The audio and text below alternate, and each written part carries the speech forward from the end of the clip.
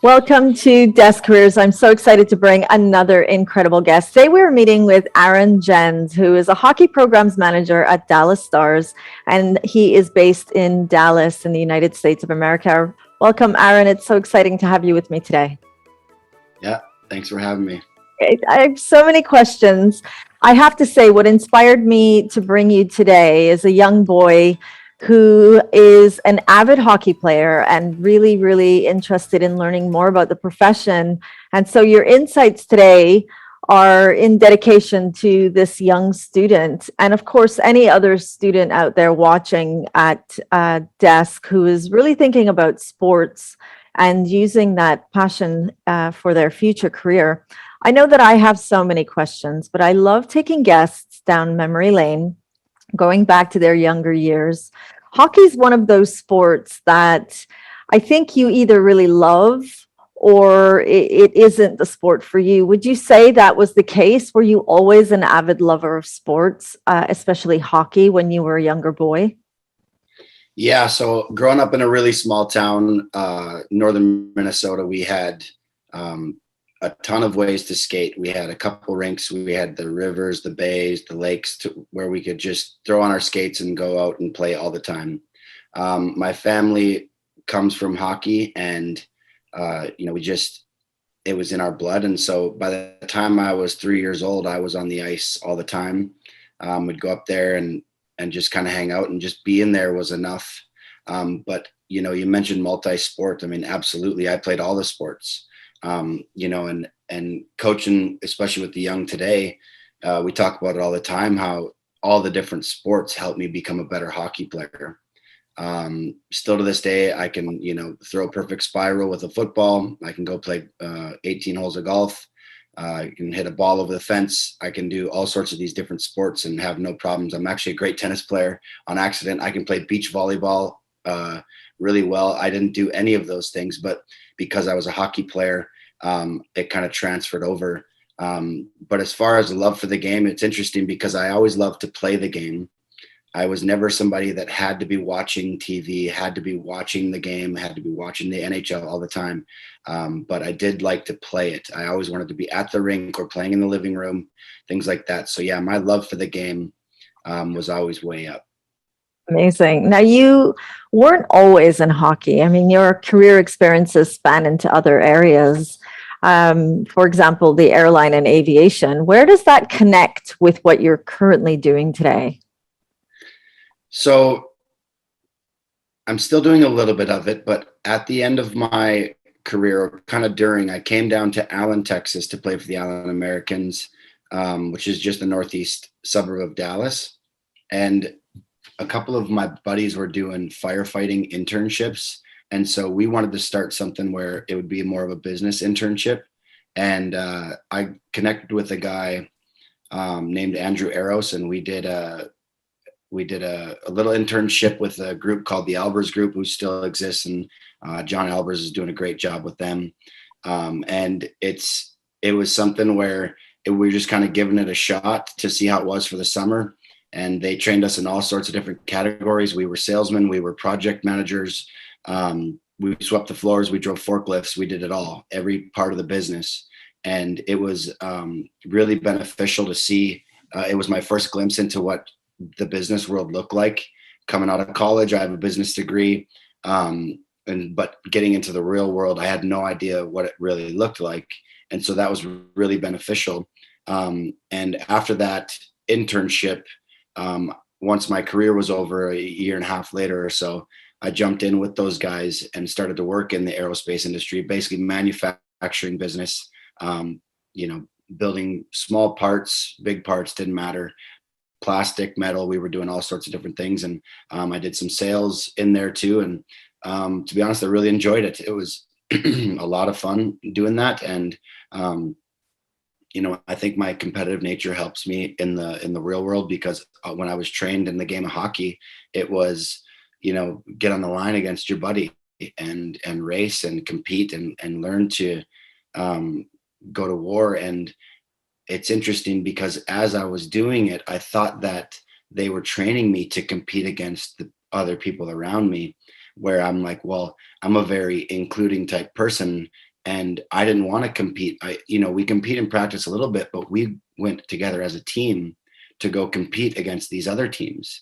And when that would happen, I was at my best. But it was interesting because I was wrong the whole time. I thought I was going to have to go into some sort of sales job and compete against the guy sitting next to me and prove why I'm better. And it actually wasn't that at all. It was compete for my company that I work for against all of the other companies and show why I'm the best.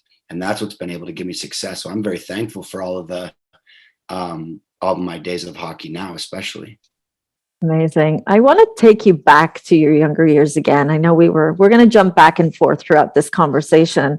And the reason I do that, Aaron, is because I want young people to understand that a career is a journey, and it isn't linear. It really is dynamic. We kind of go back and forth. And it's only when we look back at our experiences, I believe, that we can connect the dots and we can find relevance to some of the choices that we make.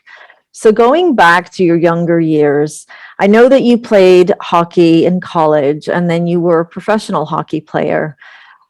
How did you make it in that path? I mean, were you selected, or was it something that you actively chose and went on to achieve? Well, that's a really good question because, that's a lot of parents out there. We just have no idea of how that actually works. How do we know if my kid is good? It's really hard to tell. The first thing when you're younger, I'd say anywhere before the age of 14, you really want to be going and branching out. What my parents did, for instance, is they would take out a little bit of money from, however we could get it. We didn't come from a lot of money, and we would go and do a summer tournament that was different than being on my regular team. That summer tournament would include coaches from all different provinces in Canada, excuse me, all different states in the US. All these different teams and coaches would come together and put together their summer teams. So that was the start of it. And when I would go to those tournaments, it was just a blast. It had nothing to do with trying to make a team. It was just so much fun. I remember one time I went out to Banff, Alberta in Canada, and we were amongst the mountains. Excuse me. Let me grab a drink here. We were amongst the mountains and just had a great trip. We're out there for 6 days and had a great time. Well, out of that, the coach for the other team was a coach in the Western Hockey League, which is a powerhouse in the hockey world.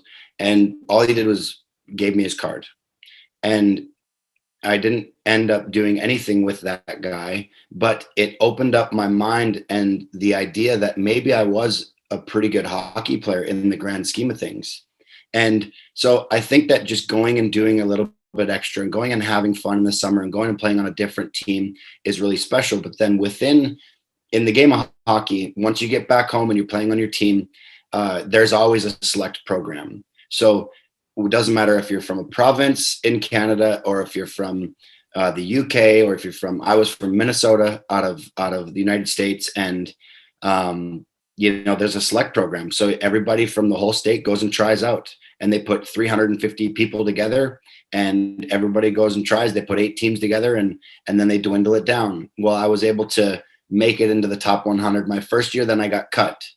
The second year and the third year, so 15, 16, 17, I was able to make it at 16 and 17 onto the national stage. So at that point, then it started to become, a little bit more realistic that maybe I am okay at hockey, and maybe this opens up some doors. And so, you really want to be aware of those things, especially if your kid is playing hockey or the kids are playing hockey. It's important to know, what is it? Where is the melting pot at? Where is the tournament that says, how good am I?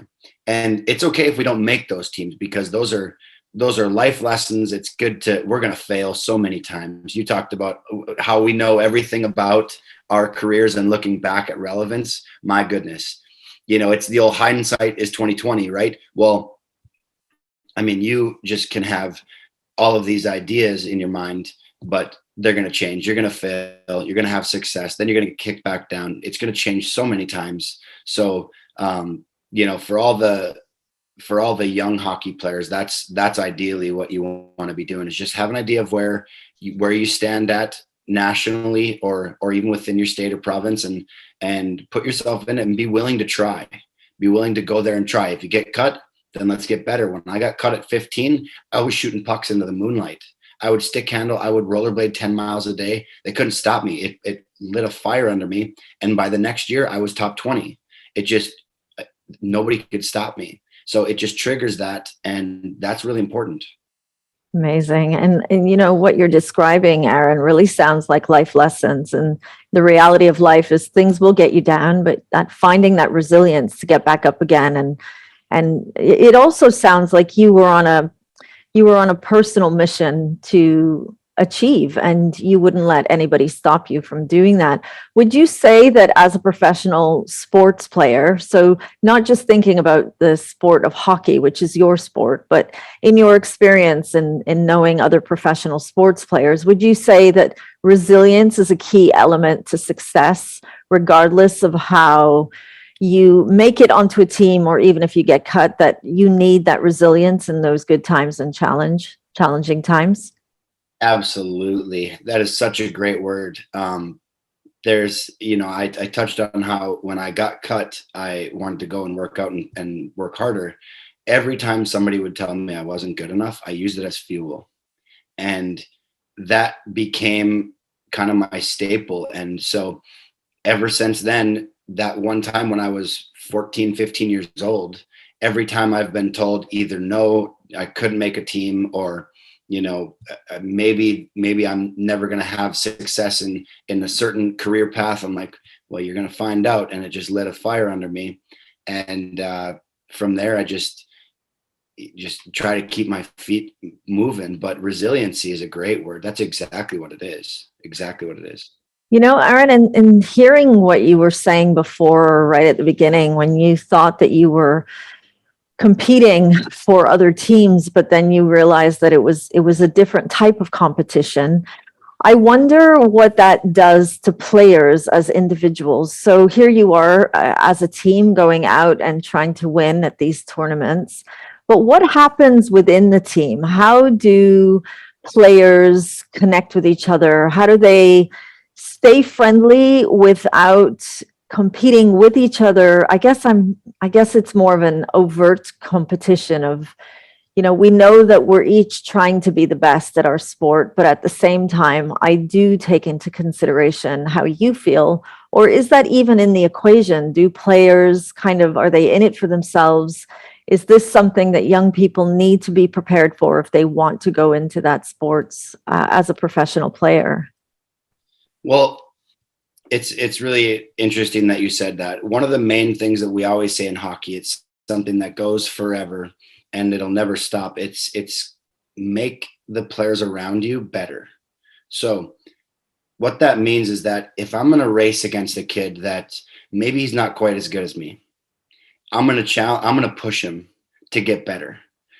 I'm not going to shove anything in his face. I'm going to beat him, but I'm going to push him to get better. If I'm passing that player the puck or working with that player on my line, I'm not just going to blow him out of the water. I'm going to move the puck to him, and then I'm going to get to an area where he can make a good pass back to me. And when we compete, I'm going to push him all the way to the max that he can handle. And then I'm going to make the decision whether I push him down and go score, or I maybe let him score, because it's always about making the players around you better, because in the end, you need your teammates. So we always did that. That was always the theme in our practices. It was always, and it's worldwide. It's in the game of hockey. It's worldwide. Make the players around you better. It doesn't matter what age, because I could go out there. I'm on the ice most every single day right now. And I can go out there with a 10-year-old, and me and him will be the best line that anybody's ever seen. Am I way better than him and 20 years older? Yeah. But I go up to him, pass it perfectly on his tape, then find a way to get close within his skill set that he can make a good pass to me. And then we work together up the ice. So I could go and run that kid to the ground. You know, if I wanted to, I could skate all the way up the ice by myself. But in hockey, which is not an individual sport, you can't do it without them. So it's really important in the practices. For example, what we'd be doing is obviously stuff like that, but we'd compete all the time. We would do races. Get on the line. You're going to race against little Johnny. Then the coach would flip a puck in the corner. We're going to go to war against each other. But when we went to war, it was never something where I would get in the kid's face. I wasn't allowed. I would never gloat. I would never boast. And I wasn't allowed, because the game of hockey will push those kids out. And the coaches won't allow that to happen for the most part. 99% of them aren't going to allow that to happen. And that's healthy competition. And what you're doing there is you're creating an environment where it's very competitive, but it's building each other up to prepare to go to war together against the competition. And that was really important for me to learn. Really important. I don't know when I think I just learned that, like, as of late. I was going to say that, you know, what you're describing there really sounds like maturity and a level of, and I mean, with all respect, a maturity of life experiences. I mean, what you're describing is the ability to say, it's okay that the other player looks good. It doesn't mean that I'm not as good. It just means that I'm being a team player. So how do coaches help young people to gain these skills? Because there are experiences that young people aren't really learning until, like you said, they get to a stage when they look back at life and go, oh, now that makes sense. But in the process, they just want to be the best. They want to win, because I think that's what competition does when you're really young and you don't understand what you're really doing, is that, you know, if the coach can't see me being the best, then I'm not the best. So I have to make somebody look smaller so that I can be the best.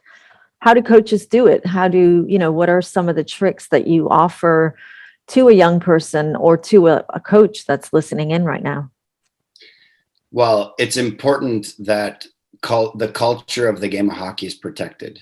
And it's the culture of all team sports. I didn't do a lot of individual sports. I can play golf. I've done it. And I know that it's very, very difficult in itself. An individual sport mentally is so difficult because you have no support. You're on your own out there. But in team sports, the culture is critical. So it has to be, if anybody is trying to go and run around and say, I'm the best, you're going to see plenty of egos in all of sports, right? And the culture has to be protected, where the coach has to step in and say, you talk like that and the whole team is going to skate. Or if you talk like that, be careful, because, you know, that kid you're either going to end up working for that kid one day, or he's going to punch you right in the mouth, right? So it has to be protected. The coach has to step up and say, we don't talk like that to each other, and we need to work together. But I've been told hundreds and hundreds of times by different players and people that I wasn't good enough. Teammates, I wasn't good enough. Coaches, oh, you're not good enough. I just use it as fuel. I'm like, we'll see. And what's great about the game of hockey is we can do it right now. You know, if somebody comes out and starts saying things to me that I don't actually like, I'm like, well, let's get on the line right now. Let's race. Let's see. And you can sort it out right away. That's what's beautiful about, especially the game of hockey, is tell the coach, flip the puck in the corner, because he thinks he's better than me and I want to compete. I'm going to prove to him right now. And if you lose, set him up again and say, let's go again. And until you are, either you lose, then we lose with humility. We say, okay, little Johnny is better than me, or Joey, or whoever, Billy, it doesn't matter. He's better than me, but what do I have to do to get better? So protecting the culture of the game is critical. Amazing. All right, take us on a timeline. So I kind of want to put it into context for anybody listening. You went to university, you studied business, you played professional hockey. Take us on that timeline. What did it look like, and when did you do each of these things? So I came out of Minnesota at about the age of 18. I was really highly touted, and we don't want to live our life in regret, but it is my story.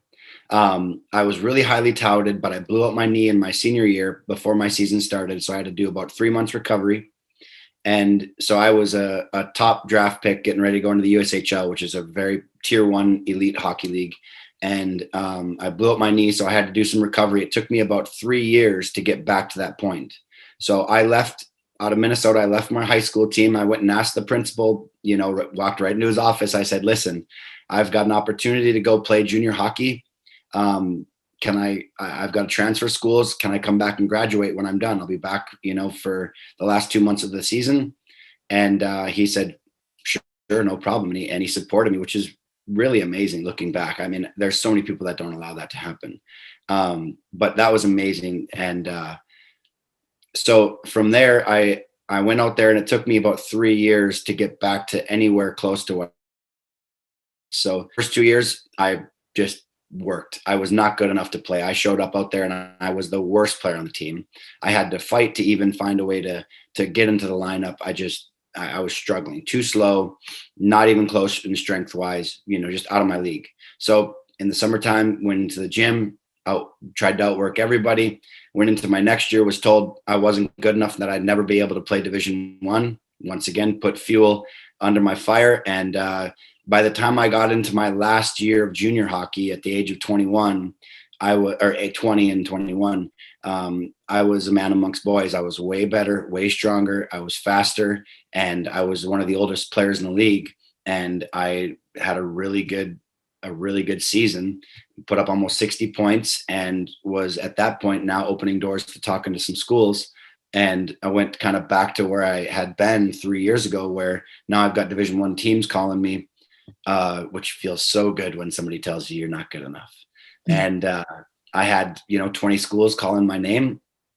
And I went on a couple visits just to see kind of what I would not like. And that was really important, because somebody told me, I'm not sure, I think it was maybe my brother or something. He said, when you go on these visits, you're kind of going to know, you're going to have a feeling whether you're going to like it or not like it. And the first 2 visits I went on, I hated it. I did not want to be there. I did not enjoy myself. The first one, they were like going to drive me to the ground. I was not excited about it at all. The second one was just average. They had wooden sticks and just not doing things right. Too small of a school. And then I got the opportunity to get a call from Alaska Fairbanks. And the guy that was recruiting me had also recruited my brother to play at St. Cloud State, which is a powerhouse hockey school. And he was up north, and basically just said, here's the deal. I got 1 scholarship left, and you have 24 hours. We play in the CCHA, which is a powerhouse division. And it was one of the top schools that had called me. And he gave me an ultimatum, because he could see that I was talking to a bunch of different schools and wanted to, kind of give me the opportunity, but also say it's there, but it's going away quickly. So you have 24 hours to let me know. So I got a full ride. I signed the deal, and I said, thanks very much. And went up there and played. And then once I got up into college, I wasn't good enough to play. I was back on the bench, not good enough, not strong enough, not fast enough, not even close.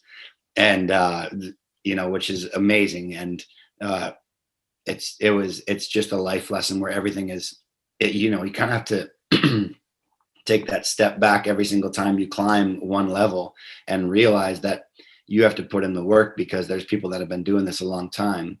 And I was able to do that. I was able to get into the lineup and play a solid 4 years of hockey out there. And then from there, I went and played in the American Hockey League, which is AAA hockey, for half the season after my college. Once again, I left in the middle of my college senior year and went and played pro hockey for a little bit. And then I played from there. I was able to play another 5 years after that in the minors. And now I'm all washed up and just, in the real world.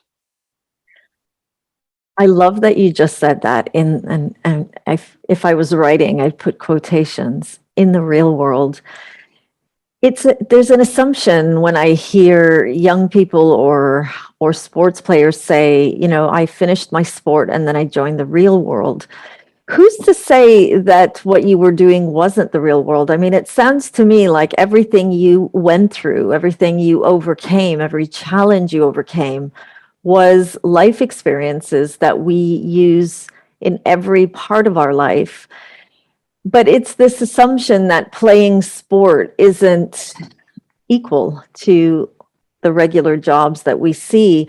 Is that a stereotype that you've come across on that journey from being a professional player to your current role right now?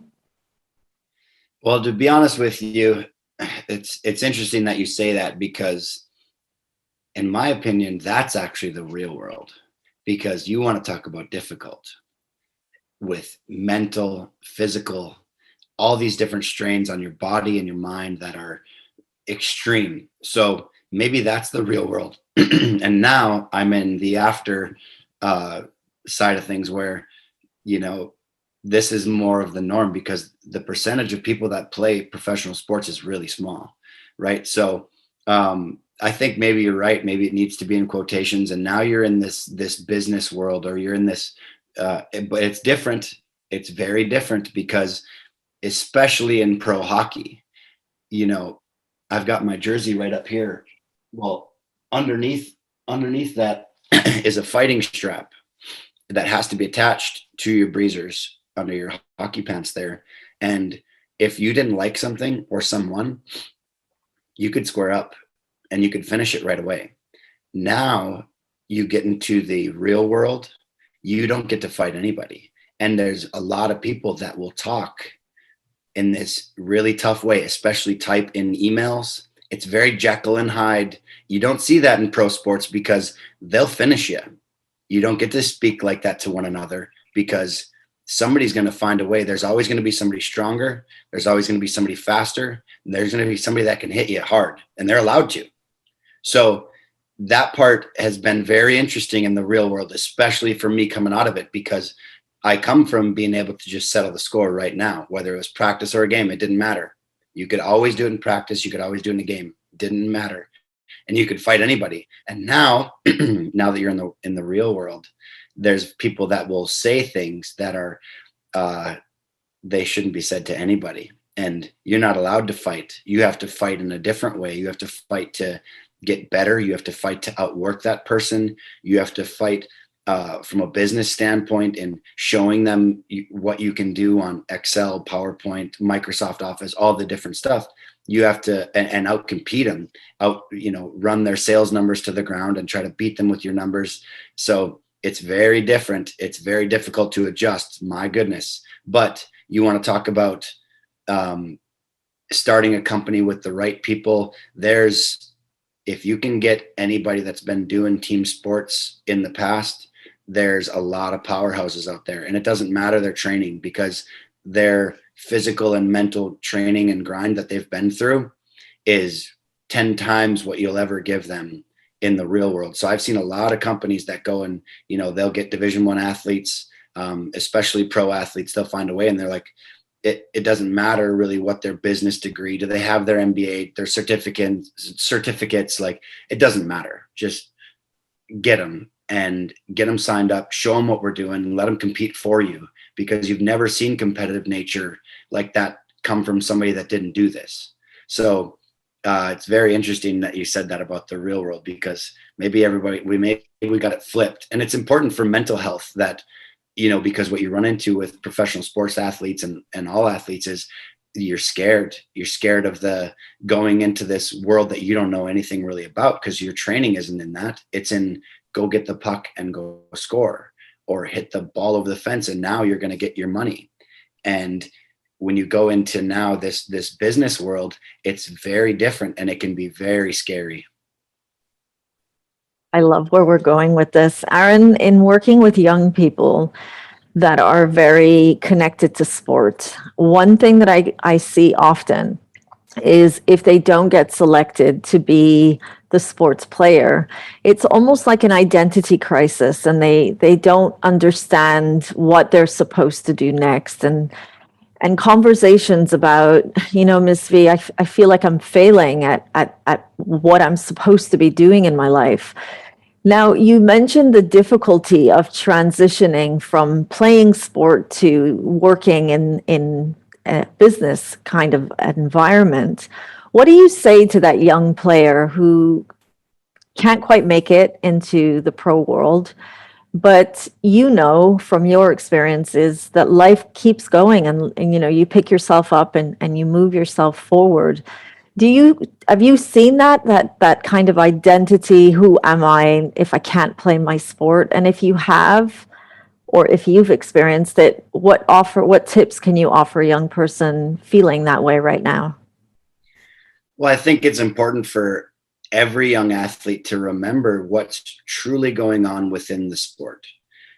It doesn't have anything to do with talent. It doesn't have anything to do with skill.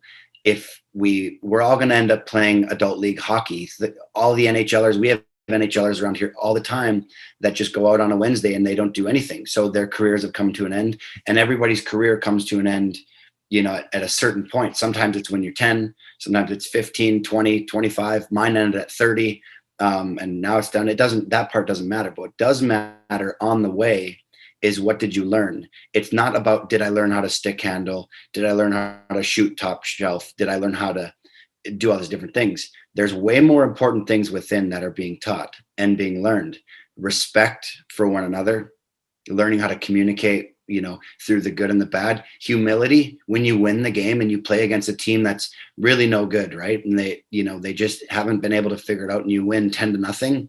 You don't go rub it in their face. You show humility and you be kind to others. And then, you know, on the other side, it's sportsmanship.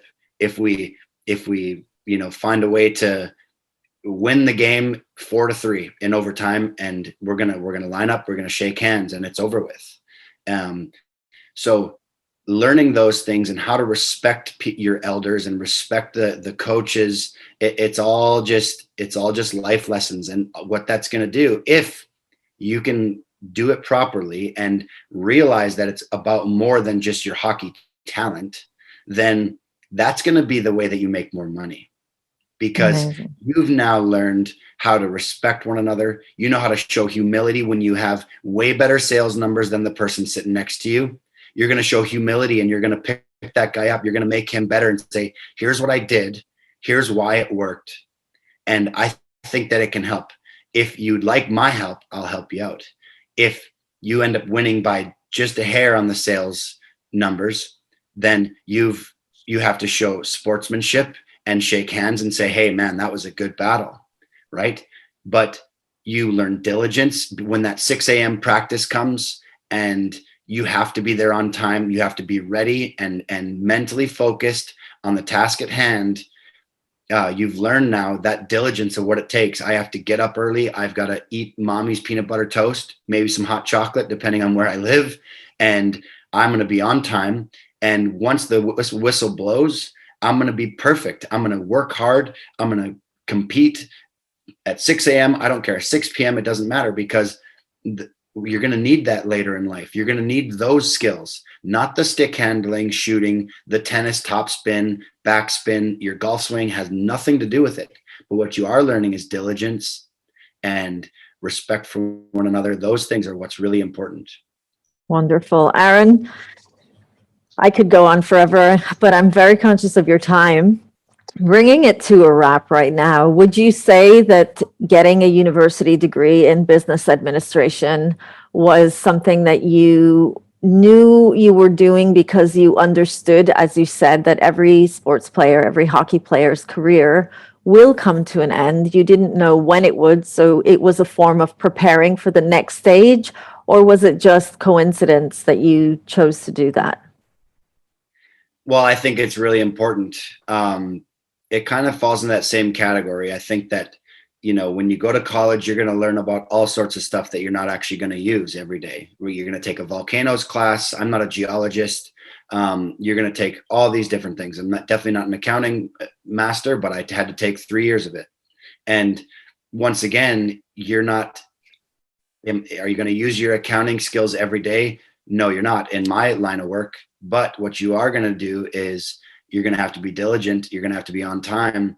And in college, you have so many classes. You have to get put through the ringer with all this different stuff. And it's just preparing you for what's coming, because your company that you work for, which is the way you were able to get the house, the Camaro, if you're interested, depending on what you like, might be a truck. The company that you are working for is going to need you to step up at certain times. It might be 6 p.m. It might be 6 a.m. and you got to be there at 5:30. Well, how are we going to do it? We're going to be there. We're going to have hot chocolate. Hopefully mom shows up and makes me my peanut butter toast. And by 6 a.m., I'm going to be ready to go. And I'm not just not a little bit ready. I'm fully prepared to go into war for my company or whoever it may be, the person that I work for. Maybe you own the business and you've got to put in a 12-hour day. How are you going to do it? Well, you just prepared for it the last 20 years. You've been going to practice. You've been going to college, learning all this different stuff, but you're learning diligence along the way. Which basically is just saying you got to know how to bear down. There's another really important part to this I really want to mention is that, especially in hockey, what I've seen, but I don't know about the other sports, but when you show up to practice or show up to the game and you're so mentally prepared, because you have to be, right? It's very technical sports. You have to be focused on the task at hand. It can't just be, oh, I'm going to be okay today, or I'm just going to be laissez-faire. I'm just going to kind of get through practice, no worries, so I can get back to my Doritos and Fortnite is really what it is these days. You have to be willing to put on your business cap and go to war and push yourself to be the best. And the real most important thing that I've seen come through, the reason you have to learn how to focus and be able to flip the switch, and whether it's get angry to protect my goalie, protect my team, whatever it may be, it's really important to know how to flip that switch, because you're going to need it in life where there might be an emergency. I've seen so many emergencies in my day where you need to be able to, it can't just be when the lady in front of you gets into a car wreck and needs help on the side of the road. It can't just be, oh, laissez-faire, I'm just going to go, I think I'm going to go help. No. You have to flip the switch, park your car, get in there and help them. You might have to save a life. So that's the stuff that's really important. And I think that especially in sports, being able to get your mind right and be able to know what it takes to show up and go to work properly and work your butt off is, you're going to need that one day. You're going to need to maybe protect your family. You might have to save a life. You might have to help somebody if they get cut. You might have to help a friend that is down, right? You might have to help somebody that really isn't doing well. They, maybe depression, things like that. You might have to step up and know that it's your time to go in and help that person. So it has nothing to do with talent inside of the sport. It has way more to do with the other things that are going on: diligence, respect, humility. That's what matters. I mean, right now I have 360 players. How many of them are going to make them to the NHL? Statistically, none. Maybe 0.3%. So one player maybe will make it to the NHL. So the rest of them, what are we doing here? We're not trying to make it to the NHL. We're learning about these other things. We're learning how to be a hard worker, how to focus in when the time is right, how to be diligent, all that stuff. That's what really matters. What do you do on a daily basis as a hockey programs manager, Aaron? Well, great question. Like this morning, I sleep in because a lot of hockey stuff starts about 5 p.m. So everybody goes to school. All the kids go to school in the morning. So usually I'll show up at the rink sometime late afternoon and do a bunch of computer work, which is basically prepare my practices, email all the different parents and players that are getting ready to come up either for the night or for the weekend. They've got games. Make sure to keep everybody in line and set up all sorts of different stuff, where we set up the rinks and the schedules and the game times and the coaches. And then once 5-6 o'clock comes along, we start to have our practices, our games. Tonight we've got a bunch of Mike games that are coming up, and it's really exciting because all the kids get to play. They've got their jerseys in. We had to get all built, and there's 1,000 jerseys we had to build up, and they finally made it, even though we've been running all the same supply issues as everybody else. So a lot of things like that, but then, get on the ice with them. I'll go out and help with practice. I'll help the coaches get better at coaching, deal with any of the issues, the goods and bads, and it's really beautiful. Thank you so much, Aaron. I've had a really fun time talking to you today, and I know that I'm walking away with an understanding, a deeper respect for sports players in the types of life lessons that you learn through that sport. I'm walking away with the idea of to ignore the doubters and use the doubt as a form of fuel to build my resilience and to build my passion towards my sport, and also to understand, rather than feeling disappointed if I didn't get to the milestone that I thought I would in my career, to understand that every career comes to an end, but then a new career will flourish from there. Thank you so much, Aaron. That was a really, really insightful conversation. And that brings us to the end of another incredible conversation. Today we were speaking with Aaron Jens, who is a hockey programs manager at Dallas Stars. He talked to us about his career as a professional hockey player, the transition he went through from hockey to working in business, and his current role as a programs manager. Thank you everybody for watching, and I will see you at our next Desk Careers Digital Spotlight.